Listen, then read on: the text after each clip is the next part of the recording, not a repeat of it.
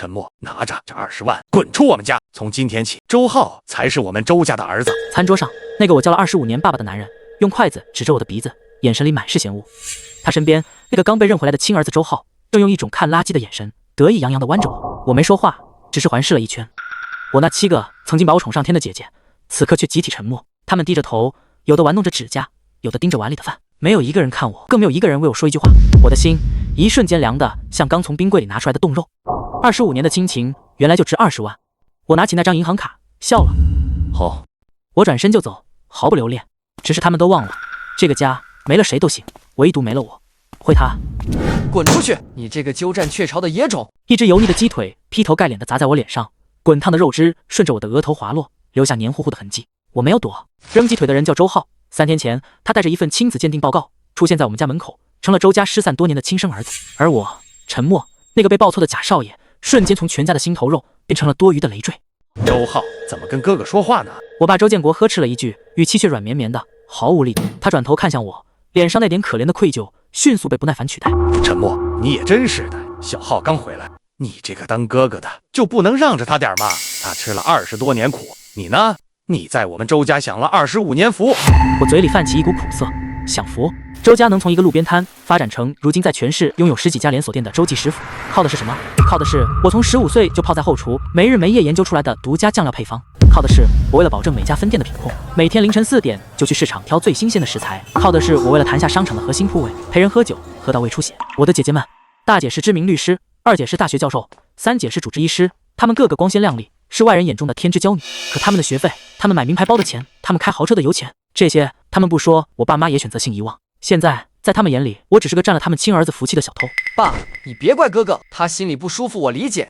周浩假惺惺的开口，嘴角却咧到了耳根。毕竟我才是周家的种，他不是。这金窝银窝待久了，突然要挪窝，换谁不难受啊？是吧，哥哥？他特意加重了哥哥2个字，充满了挑衅。我抬起眼，冷冷地看着他。他长得跟周建国很像，一样的单眼皮，蒜头鼻，只是眼神里多了几分市井的油滑和算计。看着我干什么？我说错了。周浩被我看得有些发毛，恼羞成怒的把面前的碗一推。这饭谁做的？这么难吃？沉默，你不是我们家的大厨吗？就这水平，我看你也该滚蛋了。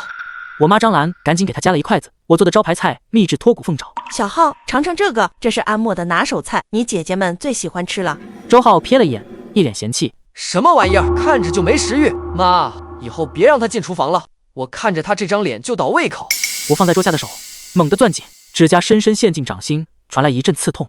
我把目光投向了那7个我曾经用命去疼爱的姐姐，她们就坐在我的对面，像一排精致的木偶。大姐周韵，律政界的女王，此刻正优雅的用纸巾擦着嘴角，仿佛眼前的一切都与她无关。二姐周雅，大学里最年轻的副教授，她推了推金丝眼镜，视线落在手机屏幕上，似乎在看什么重要的学术论文。3姐周雨是医院的外科一把刀，她皱着眉，像是在研究一例疑难杂症，而不是看一场家庭闹剧。4姐周双，坐拥千万粉丝的美食主播，正拿着小镜子补口红，大概是准备等下开直播。5姐周雪，年纪轻轻就在机关单位里身居要职，她端坐着，表情严肃，官威十足。6姐周晴，新锐建筑设计师，低头用手机画着什么，对周浩的叫嚣充耳不闻。7妹周希，音乐学院的天才钢琴少女，我最疼爱的小七，此刻却把头埋得低低的，双手紧张地绞着衣角。没有一个人站出来，没有一句维护。25年的朝夕相处，在血缘面前脆弱得不堪一击。够了！周建国终于忍无可忍，一拍桌子，沉默，我跟你摊牌吧。他从口袋里掏出一张银行卡，推到我面前。这里面有20万，算是我们周家对你这些年的补偿。你亲生父母那边我们也打听过了，就在乡下，条件不怎么好。这笔钱够你回去盖个新房，娶个媳妇儿了。从今天起，你和我们周家再没有任何关系。周浩才是我们周家唯一的儿子。20万买断我25年的青春和付出。我笑了，笑得胸口都在疼。周浩在一旁煽风点火。爸，20万是不是太多了？他在我们家白吃白喝25年，没让他赔钱就不错了。依我看，给2万块路费打发了就行。你闭嘴！周建国瞪了他一眼，但眼神里并没有多少责备。他看向我，语气带着一种施舍般的仁慈。沉默，做人要知足。我们周家不欠你什么，反倒是你占了小浩25年的富贵人生。我终于开了口，声音沙哑的厉害。我在这个家是白吃白喝吗？我的目光扫过每一个人。大姐，你去年打赢那场轰动全城的官司，庆功宴的菜单是我熬了3个通宵给你设计的。2姐，你评副教授请系里领导吃饭，那道让他们赞不绝口的佛跳墙，是我托了多少关系才买到顶级食材给你做的。3姐，你够了！大姐周韵冷声打断我，脸上闪过一丝不自然。沉默，说这些有意思吗？你是家里的一份子，为家里做点事，不是应该的吗？现在拿这些出来邀功，你不觉得很难看？很难看。我看着他那张精致却冰冷的脸，突然觉得无比陌生。我站起身，拿起那张银行卡。好，我走。没有争吵，没有乞求。当他们选择放弃我的那一刻，我的心就已经死了。我转身走向门口。阿莫，是七妹周希，她终于抬起了头，眼眶红红的。我脚步一顿，心里燃起一丝微弱的希望。她是我从小抱到大的，小时候她生病，是我背着她跑了3家医院。她学钢琴，是我打几份工给她买的第一架3角钢琴。她会为我说话的，对吗？外面冷，你多穿件衣服。她小声说，声音里带着哭腔，仅此而已。我心底那点火苗，扑哧一声，彻底熄灭了。我拉开门，头也不回地走了出去。冷风灌进我的脖子，我却感觉不到一丝寒意，因为再冷的风也比不上身后那个家的人心冷。他们都以为赶走我只是少了个碍眼的厨子，他们很快就会知道，他们赶走的是这个家的顶梁柱。没有我，周记食府什么都不是。我的东西不多，一个行李箱就装完了，几件换洗的衣服，还有一本厚厚的菜谱，那是我10几年来的心血，里面密密麻麻记录着我对每一道菜的改良心得，还有我独创的几10个酱料配方。周记食府能有今天，一半的功劳都在这本菜谱上。我合上行李箱，准备离开这个我住了25年的房间。门突然被推开了，是七妹周希，她端着一碗热气腾腾的汤圆，怯生生地站在门口。哥，你还没吃饭，吃点东西再走吧。她还是习惯叫我哥，而不是沉默。我看着她，没说话。这是你最爱吃的黑芝麻汤圆，我刚给你煮的。哥，你别怪爸妈，他们也是没办法，毕竟周浩才是亲生的。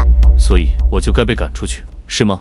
我不是这个意思，我只是我们以后还是可以当朋友的，对不对？朋友，我笑了。周希，你上个月看中的那架价值80万的施坦威钢琴，首付30万，是我给你付的。周希的脸刷地一下白了。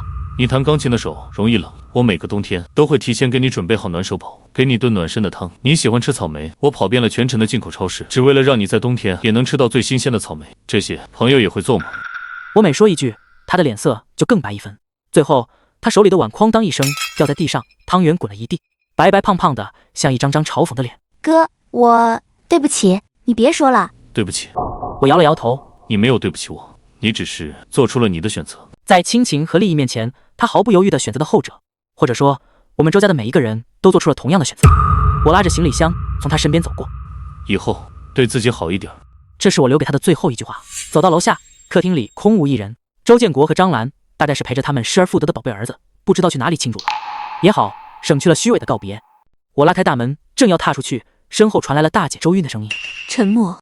我回头，她站在楼梯口，居高临下地看着我，一身剪裁得体的职业套装，头发梳得一丝不苟，脸上是她惯有的精英表情。这张卡你拿着，密码是你的生日，里面的额度够你在外面生活一段时间了。她的语气像是在打发一个乞丐。我没有接，任由那张卡掉在地上，发出清脆的响声。怎么嫌少？沉默，不要太贪心。你不是周家的人，我们愿意给你这笔钱，已经是仁至义尽了。大姐，去年你深陷医疗纠纷的那个案子，帮你找到关键证据，让你反败为胜的那个证人，是我花了1个月时间，从几百个病人里一个个筛查出来的。这件事你忘了吗？周韵的脸色瞬间变了。你什么意思啊？没什么意思，我只是想提醒你，大律师，人要讲良心。说完，我不再看他，毅然决然地走进了夜色里。背后传来周韵气急败坏的声音：沉默，你给我站住！你以为没了你，我们就活不下去了吗？我没有站住，活不活得下去，很快你们就知道了。我打车去了银行，查了一下那张周建国给我的卡，不多不少，正好20万。然后我把卡里的钱全部赚了出来。我亲生父母那边我的确要去，但不是像他们想的那样，拿着这20万回去盖房娶媳妇。我是去告诉他们，他们的儿子来接他们去过好日子了。至于周家，我拿出手机拨通了周记食府几个核心供应商的电话。喂，李老板吗？我是陈默。对，我跟您说个事儿，我从周家出来了，以后周记的生意我不管了，您那边要不要继续供货？自己掂量。王哥，以后我的单子直接送到我新店这边来。打了10几个电话，都是我这些年一手建立起来的人脉，他们卖的都是最新鲜、最顶级的食材，而且只认我陈默，不认什么周记师傅。做完这一切，我看着手机上周家一家人的微信群，毫不犹豫地点了删除。从此，我和周家再无瓜葛。我找了个小旅馆住下，脑子里开始规划未来。离开周家，我不是一无所有，我有一身厨艺，有一个写满了独家配方的菜谱，还有这些年积攒下来的人脉和20万启动资金。我要东山再起，而且要比以前做得更大更强。我要让他们看看谁才是真正的富贵。第2天一早，我就坐上了回乡下的长途汽车。按照周建国给的地址，我找到了那个破败的小院，院门是虚掩的。我推门进去，看到一个头发花白、身形瘦削的男人正蹲在地上劈柴，一个同样苍老的女人在旁边吃力地洗着衣服。看到我，他们都愣住了。你找谁？男人站起来，警惕地看着我。我看着他们那张饱经风霜，却依稀能看出和我有些相似的脸，喉咙瞬间哽住了。爸妈，我扑通一声跪在了他们面前。我回来晚了。我亲生父母陈建军和李秀梅是老实巴交的农民，当年在医院生下我，却因为一场混乱和周家的孩子抱错了。他们找了很久，但因为穷没什么门路，最后只能不了了之。他们以为他们的孩子或许早就夭折了。当听到我喊出爸妈的那一刻，2个老人当场就懵了，随即便是嚎啕大哭。我们一家3口抱着头，把25年的辛酸和委屈都哭了出来。哭过之后，我扶着他们进屋。屋子很小，家徒4壁，唯一值钱的电器大概就是那台10几寸的黑白电视机。李秀梅拉着我的手，眼泪就没停过。儿啊，上妈看看，瘦了，你在那家人家过得不好吗？我摇了摇头，把周家的事轻描淡写地带了过去。我不想让他们知道那些糟心事，让他们为我担心。挺好的，我现在长大了，能挣钱了，接你们去城里享福。去城里那得花多少钱啊？我们不去，就在家挺好的。我知道他们是怕给我添麻烦。我拿出那张存了20万的卡，放在桌上。爸妈，这里面是20万，不是周家给的，是我自己这些年攒的。我们先在市里租个好点的房子住下，等我把生意做起来，就买我们自己的大房子。20万！老2口被这个数字吓到了，在他们的观念里，这简直是一笔天文数字。我在乡下陪了爸妈3天，这3天我什么都没干，就是陪他们说说话，给他们做做饭。我用最简单的食材土灶铁锅给他们做了一顿又一顿的家常菜，看着他们吃得心满意足的样子，我心里那块因为周家而结的冰终于开始慢慢融化。这里才是我的根。3天后，我带着爸妈重新回到了这座我生活了25年的城市。我在一个环境不错的小区租了一套3室1厅的房子。安顿好2老后，我开始着手我的事业。我要开一家属于自己的餐厅。我没有选择去繁华的商业区和洲际食府硬碰硬，我把目光投向了大学城附近的一条小吃街。这里租金便宜，客流量大，最重要的是这里的消费者学生对价格敏感，但对口味的要求却很高。只要味道好，就不愁没生意。我看中了一个位置不错的铺面，原来是家麻辣烫店，因为经营不善，正准备转让。我用10万块钱盘下了店面，剩下的10万全部用来装修和购买设备。店名我都想好了，就叫陈记小厨，简单直接。装修的时候我亲自盯着，后厨的设计完全按照我最顺手的习惯来。我知道这里将是我梦想开始的地方。就在我的小店装修得如火如荼的时候，周家的洲际食府出事了。我是在一个美食论坛上看到的消息，一个标题为洲际食府跌落神坛，100年招牌毁于一旦的帖子被顶上了热门。帖子里一个自称是洲际老顾客的网友痛心疾首的控诉：我吃了洲际10年了，以前他们家的招牌酱鸭那叫一个绝，皮脆肉嫩，酱香浓郁，每次去晚了都吃不到。今天我又去点了一份，结果上来那是什么玩意儿？鸭肉又老又柴，酱汁死咸，吃一口差点没把我送走。还有那个脱骨凤爪，以前是入口即化，现在呢啃得我腮帮子都疼，跟嚼皮筋似的。服务也差得要死，叫了半天没人理，跟经理投诉，经理还一脸不耐烦，说爱吃不吃。帖子下面一时激起千层浪。卧槽，原来不止我一个人觉得，我还以为是我口味变了。上周去吃，味道真的差了108000里。我也是，我打包了一份佛跳墙回家，我爸吃了一口就吐了，说这是刷锅水吗？听说洲际换大厨了，把以前那个总厨给赶走了。什么？把陈默赶走了？他们疯了吗？洲际的半壁江山都是陈默打下来的。不止呢，我还听说新上任的那个经理是老板的亲儿子，就是前段时间找回来的那个叫什么周浩，屁都不懂，就知道瞎指挥，把后厨的老人都得罪光了。怪不得这下有好戏看了。看着这些评论，我面无表情。这一切早就在我的预料之中。洲际食府的核心从来不是那个金字招牌，而是我，是我独一无二的厨艺和那本菜谱上的配方。周浩以为照着菜谱就能做出同样的味道，天真。很多菜的火候、调味的细微差别，还有食材的处理手法，都是菜谱上写不出来的。那是我10几年经验的积累。他一个连灶台都没摸过的门外汉，也想复制我的成功，痴人说梦。手机突然响了，是一个陌生的号码，我接了起来。陈默，你到底对我们家的酱料做了什么手脚？电话那头传来周浩气急败坏的咆哮。我把手机拿远了点，淡淡的喂了一声：你少给我装蒜！你是不是走的时候把配方给改了？为什么我照着你的方子做出来，味道完全不对？哦，是吗？那可能是你的问题吧。我的问题？你放屁！肯定是你搞的鬼！陈默，我警告你，你别得意，没有你，我们洲际一样开得下去。是吗？那我祝你们生意兴隆。我懒得再跟他废话，直接挂了电话。听着他无能狂怒的吼叫，我心里没有一丝波澜，甚至有点想笑。没有了秘制酱料，洲际食府就像是被拔了牙的老虎，空有其妙。我倒要看看他们能撑多久。挂了电话没多久，又一个电话打了进来，这次是4姐周双，她的声音听起来又急又气。陈默，你现在在哪儿？有事？你还好意思问我有事？你知不知道，因为你们家的破事，我掉了多少粉？周双尖叫道：“我今天直播，满屏幕都是骂我的，说我们家是奸商，说我的美食主播人设是假的，我的榜一大哥都跑了。这下你满意啦？”我听着他理直气壮的指责，觉得无比可笑。周双，第一，那是你们家，不是我们家；第二，你的粉丝跑了，榜一大哥走了，关我什么事？你沉默，你别忘了，你以前开直播帮你暖场拉人气的都是我，现在我出了事，你就不管啦？周双被我噎得说不出话来。我帮你是因为我把你当姐姐，但是现在你不是了。你信不信我把你的事都捅到网上去，让所有人都知道你是个忘恩负义的白眼狼？随你。我再次挂断了电话，并且把他也拉黑了。白眼狼？到底谁才是白眼狼？当初赶我走的时候，你们可不是这么说的。现在出了事，知道来找我了。晚了，我的善良也是有底线的。你们的富贵人生到此为止了。陈记小厨开业那天，没有鞭炮，没有花篮，甚至没有几个客人。大学城的小吃街竞争激烈，我这个名不见经传的小店根本引不起任何人的注意。爸妈有些担心，不停地在店门口张望。儿啊，要不我们降价？我笑了笑，让他们安心。爸妈别急，好东西不怕没人识货。我的定价在小吃街里算是中等偏上，一碗招牌牛肉面38，一份秘制猪脚饭42。很多学生路过，看到价格都摇了摇头，转身走进了隔壁10块钱一碗的兰州拉面。但我一点也不慌，因为我对自己的手艺有绝对的自信。中午12点，饭点到了，店里依旧冷清，只有一个戴着眼镜的男生犹豫了半天走了进来。老板，来一碗牛肉面。他看起来有些腼腆。好嘞，我亲自下厨，上好的牛骨熬了8个小时的高汤，汤色清亮，香气浓郁，手擀的面条劲道爽滑，大块的牛腱子肉用我的独家秘方卤制，软烂入味，最后撒上一撮翠绿的葱花和香菜，再淋上一勺我秘制的红油辣子，一碗完美的招牌牛肉面出锅了。我把面端到男生面前，同学慢用。男生闻着那股霸道的香气，忍不住咽了口水。他先是小心翼翼地喝了一口汤，下一秒他的眼睛瞬间瞪大了。哇！他再也忍不住，夹起一大筷子面，呼啦啦地吸进嘴里，鲜、香、麻、辣，各种滋味在口腔里瞬间爆炸，冲击着他的味蕾。他吃得满头大汗，连汤都喝得一滴不剩。老板，再来一碗。他举着空碗，意犹未尽。好嘞，我笑了，我知道我的第一步成功了。这个男生是附近大学摄影社的。吃完面，他心满意足地拍了拍肚子，然后举起手机，对着我的店门和那碗牛肉面，咔咔拍了好几张照片。老板，你这面也太好吃了吧！我长这么大就没吃过这么好吃的牛肉面，我得发个朋友圈，给我们学校的同学好好推荐一下。谢了，兄弟。当天下午，我的店里陆陆续续来了一些学生。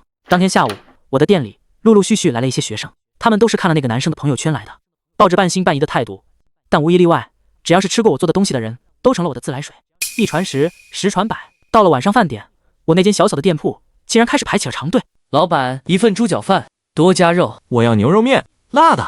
天哪，这个红烧肉也太绝了吧，入口即化。店里充满了食客的赞美声，我和爸妈忙得脚不沾地，但脸上却挂着发自内心的笑容。第一天营业，流水就破了5000，这只是个开始。接下来的1个星期，陈记小厨彻底在大学城火了，每天从中午到晚上，门口的长队就没断过，很多人甚至愿意排1个小时的队，就为了一口我的招牌菜。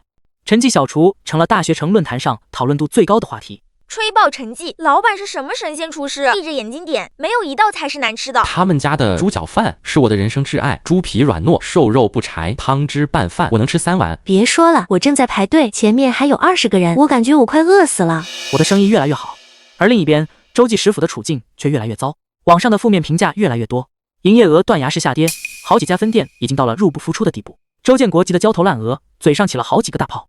周浩呢？他非但没有反思自己的问题，反而把所有的责任都推到了后厨的员工身上。今天开除1个，明天辞退1个。没多久，跟着我干了多年的老师傅几乎被他赶走了个干净，剩下的都是些溜须拍马，没什么真本事的。这样的团队怎么可能做得出好菜？周家开始真正的体会到什么叫没了我就活不下去。这天晚上，我刚准备关店，门口停下了一辆黑色的奔驰，车门打开，走下来一个穿着白色连衣裙的女人，是3姐周雨。她还是那么漂亮，只是脸色看起来很憔悴，眼下有淡淡的黑眼圈。她走进店里，看着我，眼神复杂。沉默，我们能聊聊吗？我们之间没什么好聊的。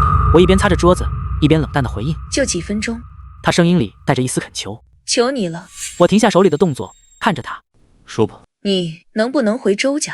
周雨咬了咬嘴唇。医院下个月要进行新一轮的食堂承包商招标，我们周记本来是10拿9稳的，但是现在因为口碑下滑的太厉害，院领导那边已经有意见了，如果再拿不出让他们满意的菜品，这个项目就要黄了。市医院的食堂那可是一块大肥肉，不仅利润丰厚，更重要的是，这是一个绝佳的宣传窗口。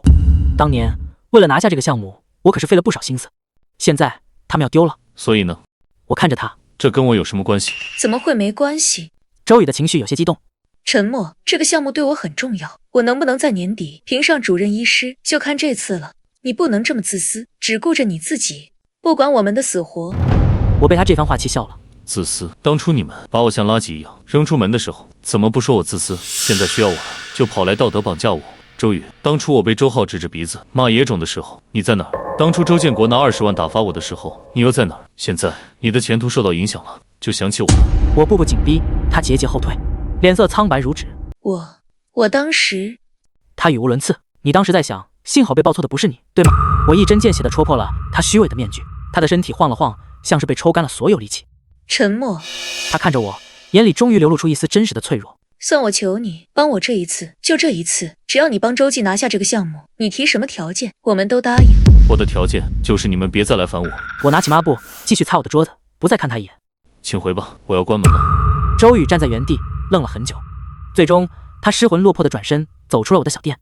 看着他落寞的背影，我心里没有一丝快意，只有一片荒凉。亲情怎么会变成这个样子？三姐周宇无功而返，周家并没有善罢甘休。没过2天，二姐周雅来了。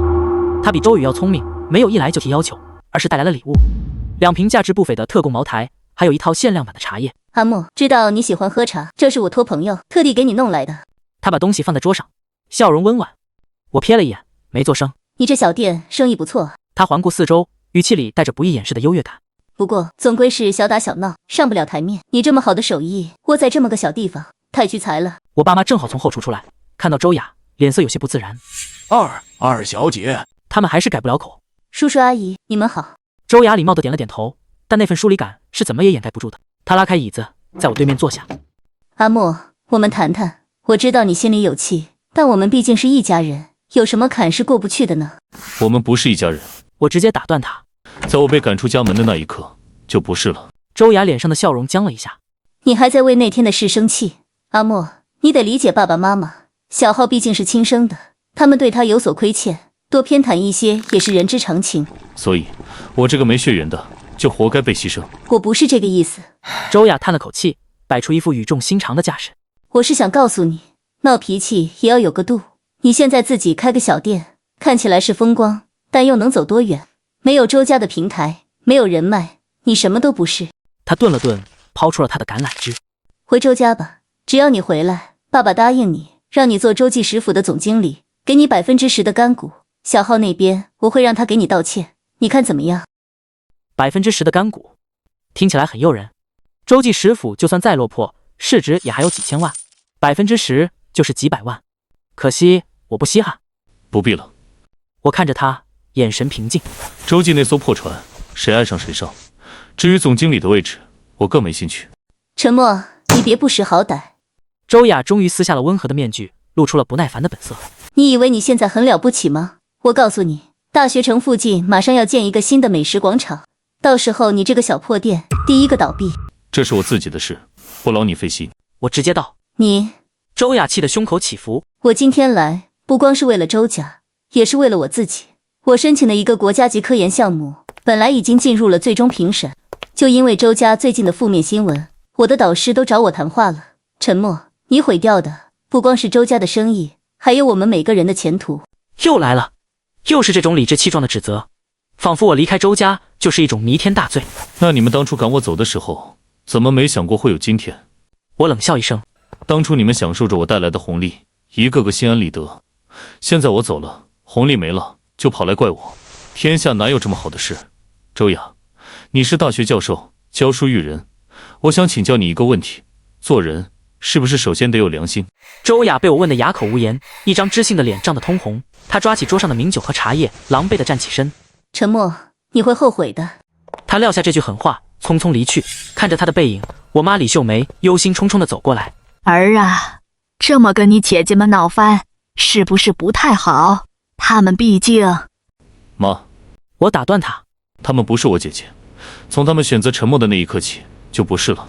我扶着她的肩膀，认真地说：你们的儿子只有我一个，以前是我没本事，让你们受苦了，以后我不会再让任何人欺负我们。我妈看着我坚定的眼神，点了点头，眼眶却红了。我以为接连被我拒绝2次，周家应该会消停一段时间，但我还是低估了他们的无耻程度。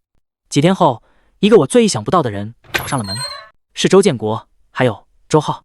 他们不是来我店里的，而是直接找到了我租的房子。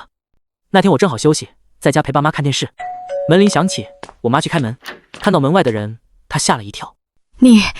你们怎么来了？周建国挤出一丝比哭还难看的笑容。亲家母，我们来看看陈默。他手里提着大包小包的礼品，看起来诚意十足。周浩跟在他身后，一脸不情不愿，眼神四处乱瞟，像是在巡视自己的领地。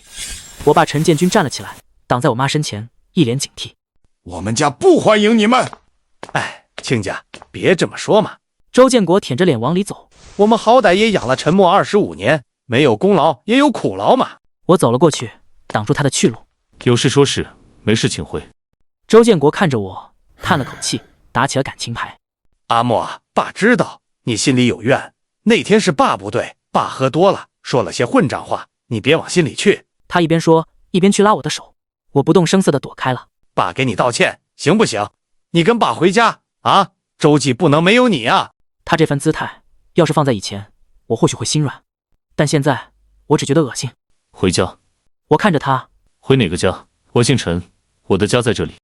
周建国的脸顿时拉了下来，一直没说话的周浩终于忍不住了。陈默，你别给脸不要脸，我爸都亲自来请你了，你还想怎么样？真以为自己是个什么人物了？他指着我爸妈，一脸鄙夷。你就想待在这种破地方，跟这2个土包子过一辈子？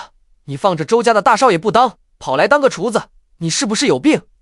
一声清脆的耳光响彻整个客厅，我出手了。这一巴掌，我用了10成的力气。周浩的脸瞬间肿了起来，一个清晰的五指印浮现在上面。他被打懵了，捂着脸，难以置信地看着我。你敢打我？我打你是教你什么叫尊重。我盯着他的眼睛，字字冰冷。你可以侮辱我，但不能侮辱我的父母。周浩疯了一样朝我扑过来，我侧身一躲，抓住他的手腕，反向一拧。他发出一声惨叫，疼得跪在了地上。我从小在后厨长大，每天搬搬抬抬，力气比他这个被酒色掏空了身体的家伙大得多。小浩，周建国和张兰吓得赶紧扑过来。陈默，你放开我儿子！张兰像个泼妇一样上来就想挠我，我爸妈赶紧拦住他，场面一度混乱不堪。够了！我大喝一声，所有人都安静了下来。我松开周浩，他连滚带爬地躲到周建国身后，看着我的眼神充满了恐惧和怨毒。我看着周建国，一字一句地说：你们走吧，从今以后不要再出现在我们面前，否则下一次就不是一巴掌这么简单了。我的眼神一定很吓人。周建国拉着还在叫骂的周浩，连滚带爬地跑了。看着他们狼狈的背影，我心里没有半点波澜。我知道梁子算是彻底结下了，他们绝对不会善罢甘休。我猜的没错，周家的报复来得又快又猛。第二天，我的陈记小厨门口就来了一群不速之客，几个穿着制服，自称是卫生部门和消防部门的工作人员，说接到举报要对我的店进行突击检查。他们查得很仔细，几乎是掘地3尺，从后厨的角落到食材的保质期，再到消防通道的宽度，一个细节都不放过。我知道这肯定是周家搞的鬼。吴姐周雪就在相关单位工作，以她的关系想找人来关照一下我的小店，简直易如反掌。可惜他们要失望了。我的店虽然小，但一切都按最高标准来的。后厨每天打扫得一尘不染，所有食材都保证是当天最新鲜的，消防设施也一应俱全。检查人员忙活了一上午，什么问题都没查出来，最后只能悻悻离去。门口排队的学生们把这一切都看在眼里。我去，这是被人恶意举报了吧？肯定是啊，陈记的后厨，我上次路过看了一眼，比我家厨房都干净。绝对是眼红陈记生意好，同行恶意竞争。太恶心了，这种人。经此一事，学生们非但没有被吓跑，反而对我更加信任和同情。陈记小厨的生意不降反升，一计不成，他们又生一计。几天后，网上突然出现了很多关于陈记小厨的黑料，说我的食材是垃圾堆里捡的，说我的后厨有老鼠蟑螂，说我用地沟油，还配上了几张看起来触目惊心，但明眼人一看就知道是 P 的图片。这些黑料一看就是水军的手笔，发帖的账号都是刚注册的，但架不住他们铺天盖地的发，一时之间各种谣言四起。我的店门口排队的人明显少了，一些不明真相的食客开始对我指指点点，我爸妈气得吃不下饭。这简直是造谣！是诽谤，我们要报警。爸妈，别生气，跟这种人生气不值得。我安慰他们，清者自清。我没有急着去网上跟水军对骂，那只会把事情越闹越大。我直接在店门口贴出了一张告示，为回应网络谣言，本店即日起开放后厨，欢迎社会各界人士随时参观监督。凡在本店发现任何卫生问题，假一赔10，并奖励举报者1万元。同时，我还在后厨装了一个高清摄像头，24小时进行网络直播，从我洗菜、切菜到炒菜、出锅，所有流程一目了然。这一招釜底抽薪，那些谣言不攻自破。很多原本持观望态度的食客看到我如此坦荡，反而更加放心。我的后厨直播间很快就吸引了大量的网友围观，他们不是来看八卦的，而是纯粹被我的厨艺给吸引了。卧槽，这刀工，土豆丝切得跟头发丝一样细，看老板颠勺简直是一种享受，太帅了。原来那道秘制红烧肉是这么做的，学到了。虽然一看就会，一做就废。我的小店因为这次黑公关事件意外的在网上出圈了，很多人慕名而来，甚至有外地的游客专门坐高铁来打卡。陈记小厨彻底火了，而周家的日子却越来越难过。周记食府的生意已经跌到了谷底，几家分店因为长期亏损不得不关门大吉，供应商纷纷上门催款，银行也开始催缴贷款。周家正一步步滑向破产的深渊，他们越是焦急，手段就越是下作。这天晚上，我关了店，正在回家的路上，走到一个偏僻的小巷时，突然从旁边冲出来几个蒙着面的男人，他们手里都拿着棍棒，二话不说就朝我头上砸来。我心里一沉，是周浩。除了他，我想不到还有谁会用这种下三滥的手段。我常年在后厨干活，反应和力气都比普通人强一些，我险之又险地躲过当头一棒，然后迅速往巷子口跑。但他们人多，很快就把我围住了。小子，得罪了不该得罪的人，今天就让你长点记性。我看着他们手里的棍子，心沉到了谷底，双拳难敌4手，今天怕是要遭殃了。就在一根棍子即将砸到我背上的时候，一声交喝突然响起，住手！一辆红色的保时捷跑车，一个漂亮的甩尾，直接堵住了巷子口。车门打开，大姐周韵从车上冲了下来，她穿着高跟鞋，手里却拎着一个棒球棍，看起来又美又飒。你们是什么人，敢在这里动手？信不信我让你们把牢底坐穿？她厉声喝道，眼神凌厉。那几个混混看到她，又看了看她身后的豪车，显然是有些忌惮。你少管闲事！我就是这闲事的主人。周韵毫不畏惧，举起棒球棍指着他们。他是我弟弟，你们动他一下试试。混混们面面相觑，他们只是收钱办事，不想把事情闹大。为首的男人朝地上啐了一口，恶狠狠地瞪了我一眼。小子，算你运气好。说完，带着人骂骂咧咧地跑了。巷子里只剩下我和周韵，我看着他，心情复杂。他喘着气，额头上满是细汗，握着棒球棍的手还在微微发抖，显然他刚才也是在硬撑。你没事吧？他看着我，眼神里有关切，有后怕，还有一丝我看不懂的情绪。你怎么会在这里？我问。我路过。这个借口蹩脚的可笑，这条路根本不是他回家的方向。谢谢。我真心实意地说，不管怎么说，他今天救了我。不用。他别过脸，语气又恢复了以往的冰冷。我只是不希望周家闹出人命官司。我没再说话，气氛有些尴尬。是周浩干的吧？他突然问。我点了点头。这个成事不足败事有余的东西。他低声咒骂了一句，脸上满是厌恶和疲惫。他从包里拿出一张名片递给我。以后再遇到这种事，打这个电话就说是我让你找的。我接过来，上面是一个叫张龙的名字，头衔是某某安保公司的老板。你回去吧，我没事了。我说。我送你。不用了。我把名片收好，转身就走。沉默。他在我身后叫住我，我停下脚步，没有回头。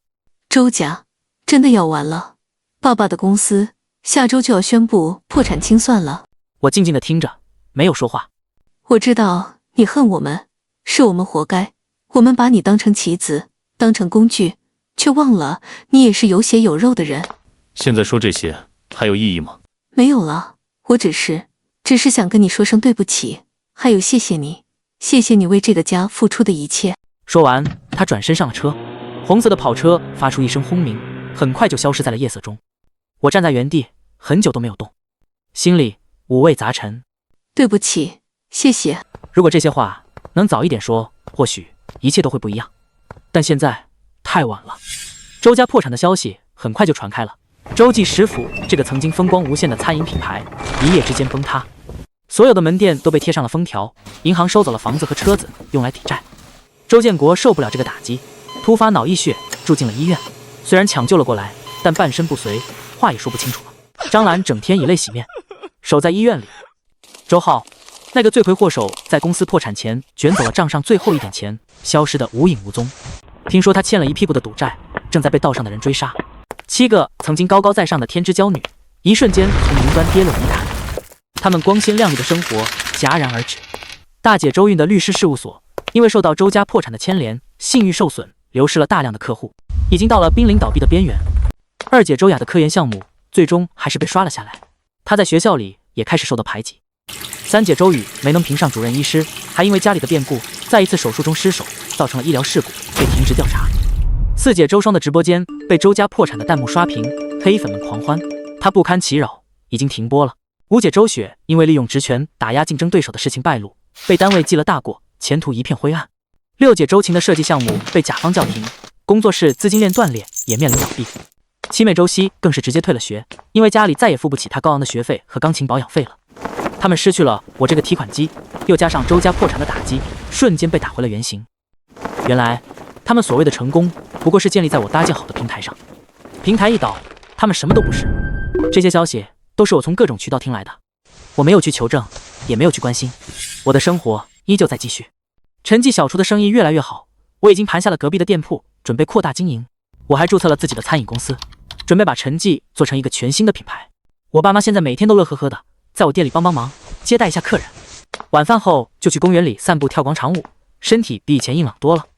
我以为我和周家的故事到这里就该结束了，直到那天他们7个一起出现在了我的店门口。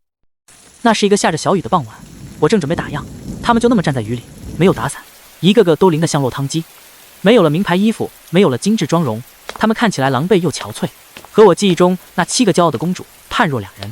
店里的食客和服务员都好奇地看着他们。我皱了皱眉，走了出去。有事？我站在屋檐下，看着他们，语气疏离。阿莫，开口的是七妹周希，她瘦了很多，脸色苍白，一双曾经灵动的眼睛，如今充满了哀求和无助。她上前一步，想拉我的手，被我躲开了。我们能进去说吗？她小声问，声音在雨声中显得格外脆弱。我沉默了片刻，点了点头。都进来吧。我把他们带到了2楼的包间。我爸妈看到他们，愣了一下，然后默默地退了出去，还贴心地关上了门。包间里陷入了死一般的寂静，只有他们身上滴落的雨水和压抑的呼吸声。最终还是大姐周韵打破了沉默，她看起来比上次见面时更加疲惫。沉默。她看着我，眼神里没有了往日的倨傲，只剩下深深的无力感。我们是来求你的。求我？我笑了。求我什么？当初把我赶出家门的时候，你们可不是这个态度。是我们错了。二姐周雅接话道，她的声音沙哑。我们都错了，错得离谱，我们不该那么对你。现在知道错了，晚了。我靠在椅子上，抱着双臂，冷冷地看着他们。不晚，阿莫，只要你愿意，一切都还来得及。三姐周雨急切地说。周记虽然倒了，但招牌还在，那些老师傅们也还念着你的好。只要你肯出面，我们一定可以东山再起。你们？我像听到了什么天大的笑话。你们凭什么？凭你们一个个把自己的生活过得一团糟吗？我的话像一把刀子，狠狠地扎进了他们的心里，他们的脸色瞬间变得惨白。阿莫，我知道我们以前对你不好，我们自私，我们冷漠，我们把你当成理所当然。四姐周双哭着说，但是我们毕竟一起生活了25年啊，你就真的一点旧情都不念吗？旧情？我反问。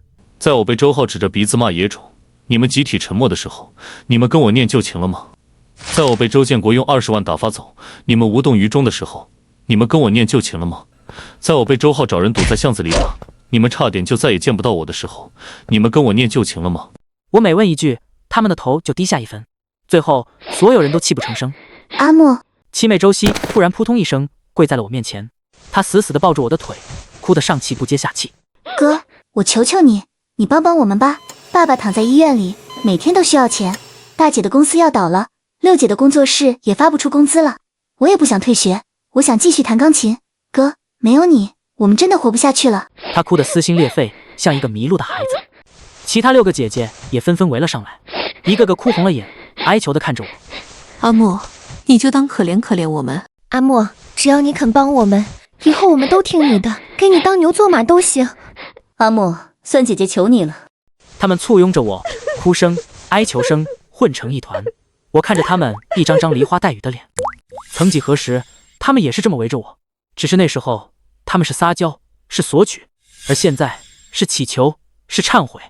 我的心像被什么东西狠狠地揪了一下，说不触动是假的，毕竟是25年的感情，哪怕这感情掺杂了太多的杂质，但那些年他们对我的好也是真实存在过的。我闭上眼，深吸一口气，当我再次睁开眼时，眼神已经恢复了清明。你们想让我怎么帮？听到我的话，他们的哭声戛然而止，脸上露出了难以置信的惊喜。阿莫，你答应了？大姐周韵试探着问。我没说答应。我纠正道。我只是问你们想要我怎么帮？把周记食府的招牌重新做起来。周韵立刻说道，眼神里重新燃起了光芒。只要你肯回来当主厨，凭借你的手艺和人脉，我们一定可以收回旧部，重新开张。然后呢？我看着他。重新开张之后，还是像以前一样，我累死累活的在后厨干，你们坐享其成，当你们的大小姐。周韵的脸一僵。当然不是。二姐周雅连忙解释，我们也会帮忙的，我们可以一起经营。你们会什么？我毫不客气地问。你会算账，还是会管人？你会采购，还是会端盘子？他们再次被我问得哑口无言。是啊，他们这些天之娇女，除了自己的专业领域，对餐饮行业一窍不通，让他们来帮忙，恐怕只会越帮越忙。阿莫，我们……听我说完。我打断他们。我站起身，走到窗边，看着外面淅淅沥沥的雨。想让我帮忙，可以，但我有3个条件。你说，别说3个，300个我们都答应。他们异口同声。第一，从今以后，这个家我说了算，公司的所有决策都必须由我来做，你们只有建议权，没有否决权。他们互相对视了一眼，然后用力点头。好。现在他们一无所有，别说是否决权，就算让他们把所有股份都给我，他们也愿意。第二，你们所有人都必须到店里来工作。什么？这个条件显然超出了他们的预料。大姐，你不是律师吗？公司的法务以后就交给你了。二姐，你是教授，文笔好，公司的宣传文案你来写。三姐，你学医的，心细，以后负责食品安全和品控。四姐，你是网红，负责线上运营和直播带货。五姐，你人脉广，负责对外公关和业务拓展。六姐，你是设计师，新店的装修设计你来做。七妹，我看向周希，你还小，先回学校好好读书，店里忙的时候过来当前台接待一下客人，锻炼锻炼。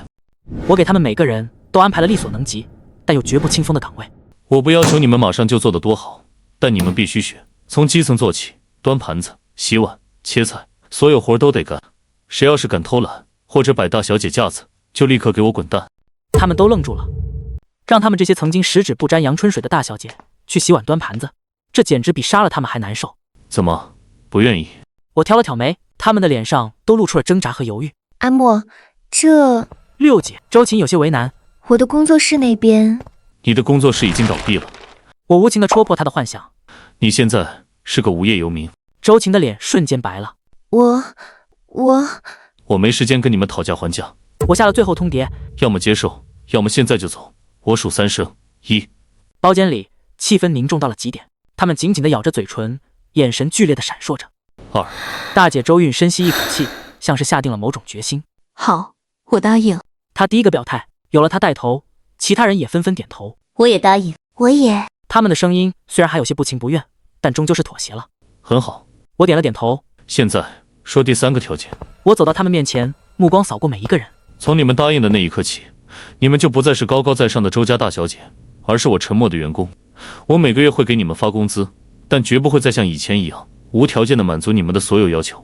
你们想买名牌包，想开豪车，想过人上人的生活，可以用你们自己的劳动去换。谁的业绩好，谁对公司的贡献大，谁就能拿到更多的奖金和分红。总之一句话，从今以后，能者上，庸者下。想在我这里混日子，门都没有。我的话斩钉截铁，不留一丝情面。这不仅是在跟他们约法三章，更是在彻底打碎他们过去20多年养成的依赖和惰性。我想让他们明白一个道理，这个世界上没有谁是理所应当的提款机，想要得到什么就必须付出相应的努力。说完这3个条件，我看着他们，他们的脸上有震惊，有不甘，有委屈。但更多的是一种前所未有的迷茫。他们或许从来没有想过，有一天他们需要靠自己的双手去挣钱，去生活。如果你们都同意，明天早上8点到我店里来报到，过期不候。说完，我拉开门走了出去，留下他们7个在包间里面面相觑。我知道这3个条件对他们来说很苛刻，甚至有些屈辱。他们会不会来，我也不知道，但这是我能给他们的最后一次机会，是涅槃重生，还是继续沉沦，就看他们自己的选择了。第二天早上7点50分，我打开店门，准备开始一天的忙碌。门口站着7个熟悉的身影，没有化妆，穿着最朴素的衣服，虽然脸上还带着些许的局促和不安，但眼神里却多了一丝我从未见过的东西，是决心。我没有多说什么，只是点了点头。进来吧。新的一天开始了。对于7个养尊处优的大小姐来说，在餐厅打工的日子简直是一场噩梦。第一天，我就让他们体会到了什么叫人间疾苦。大姐，这份合同有问题，拿回去重做。二姐，你这文案写的什么东西？软绵绵的，一点吸引力都没有，重写。三姐，后厨的没拖干净，去重新拖一遍。四姐，别在那搔首弄姿了，客人来了，赶紧上去招呼。我对他们的要求严格到了近乎苛刻的地步，稍有差池就是一顿毫不留情的批评。他们从小到大哪里受过这种委屈？第一天下来就有好几个人偷偷抹了眼泪，七妹周希更是直接哭着跑来找我。哥，我不想干了，端盘子好累，还要被客人骂。累。我看着他，那你觉得我当初每天凌晨4点去市场进货，一个人扛100多斤的猪肉，累不累？周希愣住了。你学钢琴，1节课几千块，我为了给你凑学费，夏天在40度的后厨里炒菜，一天下来衣服能拧出水来，你觉得累不累？周希的眼泪流得更凶了，但这一次不是因为委屈，而是因为愧疚。哥，我错了。回去干活。我没有安慰他。如果你连这点苦都吃不了，那你的钢琴梦也就到此为止了。周希咬着嘴唇，用力地点了点头，转身回到了自己的岗位上。从那天起，他再也没有抱怨过一句。人都是逼出来的。当他们真正体会到赚钱的不易，当他们亲眼看到我为了这家店付出了多少心血，他们才开始真正地反思和改变。大姐周韵不再是那个只会指点江山的精英律师，她开始认真学习餐饮行业的法律法规，为公司规避了一个又一个的法律风险。二姐周雅放下了教授的架子，她跑到大学城里去做调研，了解现在年轻人的喜好，写出来的文案也越来越接地气。三姐周瑜把医生的严谨用在了品控上，每一道菜的食材来源、制作流程，她都严格把关，绝不放过任何一个细节。他们每个人都在自己的岗位上努力地发光发热，虽然过程很辛苦，但他们也收获了前所未有的成就感。当他们拿到第1个月工资的时候，虽然只有区几千块，但他们脸上的笑容却比以前收到几10万的包包时还要灿烂。那是靠自己双手挣来的钱，意义完全不同。在我们的共同努力下，新的陈记餐厅很快就步入了正轨。我用周家破产后低价收购回来的周记老招牌，结合我陈记小厨的新模式，开了一家全新的旗舰店。开业当天火爆异常，那些曾经的老顾客在尝到久违的熟悉味道后，都激动得热泪盈眶。是这个味儿，就是这个味儿，陈默师傅终于回来了。看着店里人声鼎沸的场面，7个姐姐都忍不住流下了眼泪。这一次是喜悦的泪水。我们也曾有过争吵和矛盾，但最终我们还是像一家人一样并肩作战，度过了难关。有一天，我去看望还在医院做康复的周建国，他已经能下地走路了，只是说话还是有些含糊。张兰陪在他身边，看到我眼神复杂。阿莫，周建国挣扎着从轮椅上站起来，对着我深深地鞠了一躬。对不起，他含糊不清地说，老泪纵横。我扶住他，心里一片平静。都过去了。我没有原谅，也没有憎恨，只是过去了。走出医院，阳光正好，我看到大姐周韵的车停在路边，她正靠着车门打电话，脸上是自信干练的笑容。不远处，四姐周双正举着自拍杆做直播，大大方方地向粉丝们介绍我们新店的优惠活动。更远的地方，我好像还看到了六姐周晴，她正拿着图纸和施工队的工头比划着什么。每个人都找到了自己的位置，活出了自己的价值。或许这才是家最好的样子，不是无条件的索取和依赖，而是相互扶持，共同成长。我笑了笑，转身向着我的餐厅走去，那里还有我的父母、我的事业和我新的家人在等着我。1年后，陈记餐饮集团的周年庆典在市里最豪华的5星级酒店举行。作为集团的董事长，我站在台上，看着台下坐满的宾客和员工，心中感慨万千。1年前，我还是一个被赶出家门、一无所有的假少爷。1年后，我亲手打造了一个属于自己的餐饮帝国。陈记的品牌已经遍布全国，成了中式快餐的领头羊。我的身价也早已超过了当初的周家。台下第一排最中间的位置坐着我的父母，他们穿着我为他们定制的礼服，脸上是掩饰不住的骄傲和喜悦。他们的身边是7个容光焕发的女人。大姐周韵现在是集团的首席法务官，法律界赫赫有名的铁娘子。她刚刚帮公司打赢了一场跨国官司，为公司挽回了数千万的损失。二姐周雅，集团的品牌总监，她策划的国风美食节活动火爆全网，让陈记的品牌形象提升到了一个新的高度。三姐周宇，质量总监，她建立的从农田到餐桌的全程溯源体系成了行业标杆。四姐周双，线上运营总监，她打造的直播矩阵每年能为公司带来上亿的销售额，她自己也成了名副其实的带货女王。五姐周雪，公关总监，凭借她出色的交际能力，为公司谈下了一个又一个的重磅合作。六姐周晴，设计总监，她设计的陈记新中式门店获得了国际设计大奖，成了无数人打卡的网红地标。七妹周希，她以专业第一的成绩考上了世界顶级的音乐学院，今天特地请假飞回来参加庆典。她不再是那个怯懦的小女孩，站在那里自信又大方。他们每个人都脱胎换骨，活成了闪闪发光的模样。他们不再是谁的附属品，而是能够独当一面的女强人。庆典进行到一半，7个姐姐一起走上台，她们手里共同捧着一个巨大的生日蛋糕。阿莫，大姐周韵代表大家发言，她的眼眶有些湿润。今天不光是公司的生日，也是你的生日，我们想对你说谢谢你，谢谢你，让我们知道了什么是责任，谢谢你，让我们学会了如何去爱，谢谢你，给了我们一个真正的家。他们一起对着我深深地鞠了一躬。阿莫，没有你，我们真的会活不下去。这一次，他们说这句话的时候，脸上不再是祈求和依赖，而是发自内心的感激和尊敬。我走上前，和他们站在一起，我看着他们，也看着台下所有支持我的人，笑了。不是我要谢谢你们，是你们让我明白，家人不是靠血缘来定义的，而是靠爱、靠责任、靠共同的守护和成长。我拿起刀，在所有人的祝福声中切下了第一块蛋糕，灯光璀璨，掌声雷动。我知道，属于我们的故事才刚刚开始。至于那个叫周浩的人，我后来听说他因为赌博出千，被人打断了腿，最后在一次躲债的过程中失足掉进了河里，再也没有上来。而周建国和张兰在周浩死后彻底醒悟，他们卖掉了最后一点家产，搬到了一个安静的小镇，相依为命，度过余生。他们偶尔会给我寄来一些土特产，我收下，然后让秘书给他们寄去一些钱和补品。我们之间再也没有了怨恨，只剩下一种复杂的说不清道不明的联系。或许这就是最好的结局，每个人都为自己的选择付出了代价，也得到了救赎。